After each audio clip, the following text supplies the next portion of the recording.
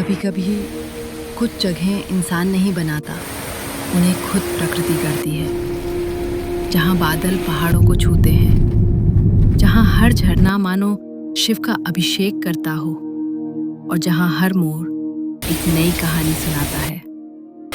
आज हम चल रहे हैं मार्लेश्वर, एक ऐसी यात्रा पर जहाँ मंजिल से भी ज्यादा खूबसूरत है उसका सफर।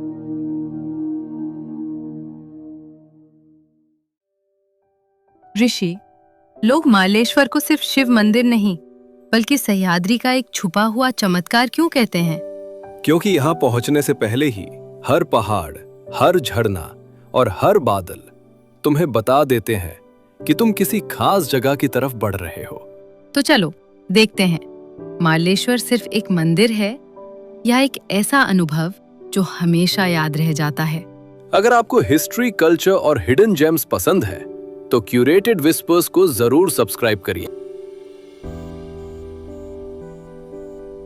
कोंकण का NH66 सिर्फ मुंबई और गोवा को जोड़ने वाला हाईवे नहीं, ये उन सफरों का हिस्सा है जहां खिड़की के बाहर बदलते हुए नजारे मंजिल से पहले ही दिल जीत लेते हैं। और मॉनसून के दौरान ये रास्ता जैसे हर तरफ से हरा रंग ओढ़ लेता है। जैसे जैसे हम आगे बढ़े, सह्याद्री अपनी खूबसूरती खोलता गया। हर मोड़ पर एक नया झरना, हर पहाड़ पर हरी मखमली चादर। और फिर NH66 को छोड़कर हमने संगमेश्वर की तरफ एक मोड़ लिया। यहीं से मार्लेश्वर की असली कहानी शुरू होती है।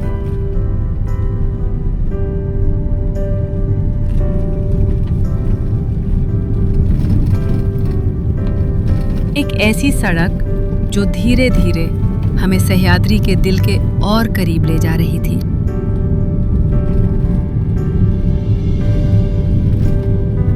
अब ना ट्रैफिक था, ना शहर की भागदौड़, सिर्फ छोटे गांव, मिट्टी की खुशबू, मुस्कुराते लोग।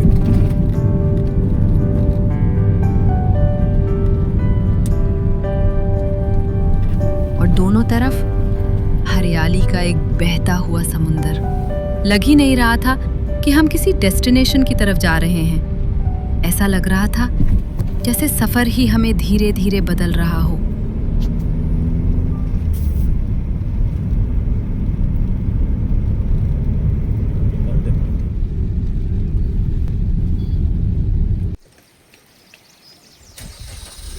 मार्लेश्वर पहुंचने से पहले एक और पवित्र स्थान श्रद्धा से हर यात्री का स्वागत करता है।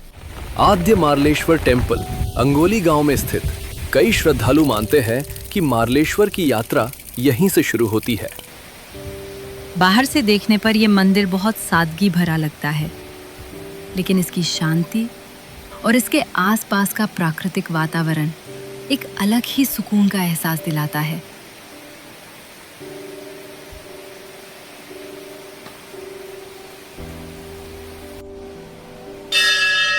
हमने भी आद्य मार्लेश्वर के दर्शन किए और मन ही मन आगे की यात्रा के लिए भगवान शिव का आशीर्वाद लिया।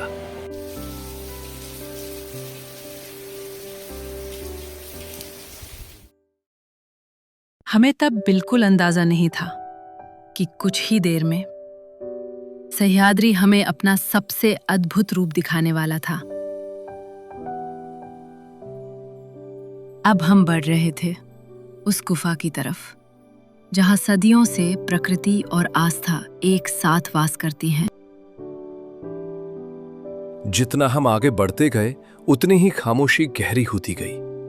शहर का शोर कब का पीछे छूट चुका था।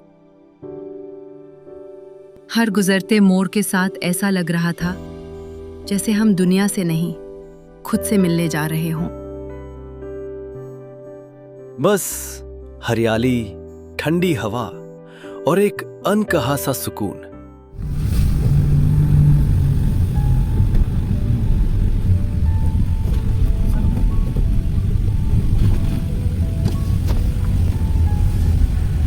और तभी ऐसा लगा जैसे सह्याद्री हमें धीरे धीरे महादेव के और करीब ले आया हो। मार्लेश्वर एक ऐसा धाम जहां पहुंचने के लिए सिर्फ रास्ता ही नहीं, मन भी तैयार होना चाहिए।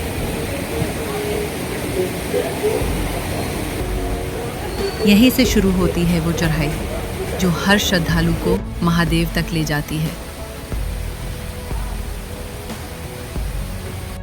लगभग 400 से अधिक सीढ़ियां, लेकिन यकीन मानिए हर कदम इस सफर को और यादगार बना देता है।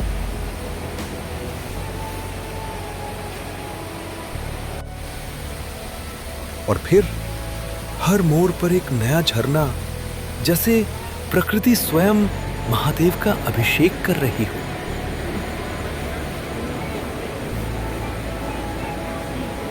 रास्ते में छोटी छोटी दुकानें, गरम चाय की खुशबू और मुस्कुराते चेहरे यात्रा की थकान को कब मुस्कान में बदल देते हैं पता ही नहीं चलता।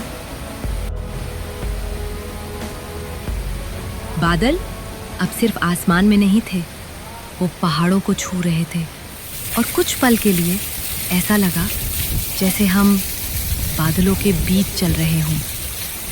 और फिर सामने थी वो गुफा जिसने सदियों का इतिहास अपनी शांत गोद में संजो कर रखा है।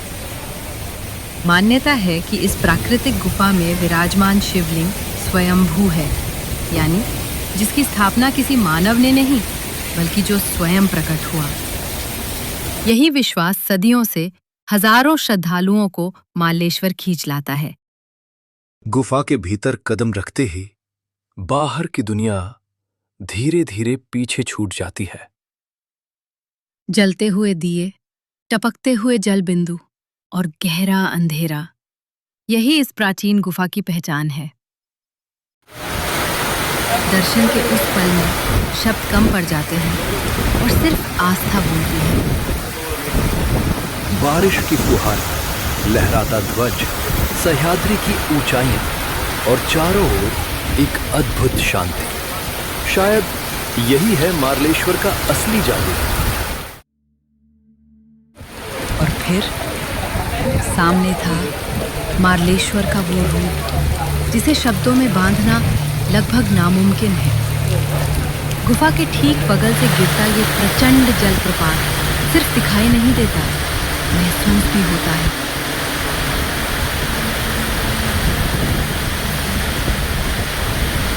मान्यता है कि ये स्थान सदियों से भगवान शिव की तपोभूमि माना जाता है। शायद इसलिए यहाँ बहता हर जल बिंदु एक आशीर्वाद सा देता है। बारिश के मौसम में मार्लेश्वर अपने सबसे भव्य रूप में दिखाई देता है।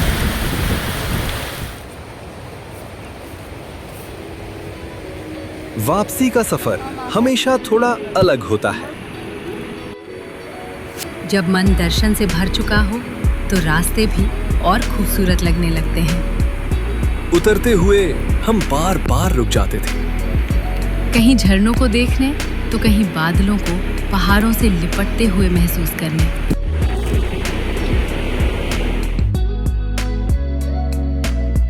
सूरज ढलने लगा था और सह्याद्री धीरे धीरे धुंध की चादर ओढ़ रहा था। हम लौट तो रहे थे, लेकिन मन अभी भी वहीं ठहरा था। उन पहाड़ों के बीच, उन झरनों के पास। शायद कुछ जगहें छोड़ी नहीं जाती, बस दिल में बस जाती हैं।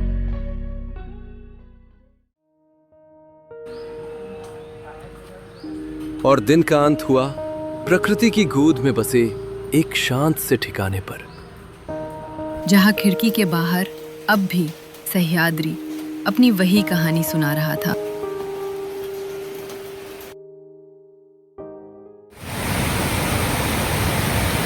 कुछ यात्राएं सिर्फ नई जगह नहीं दिखाती, वो हमें खुद से मिलवाती है। मार्लेश्वर भी ऐसी ही एक यात्रा है, जहां पहाड़, झरने, बादल और महादेव मिलकर एक ऐसा अनुभव रचते हैं जो लौट आने के बाद भी दिल में हमेशा गूंजता रहता है।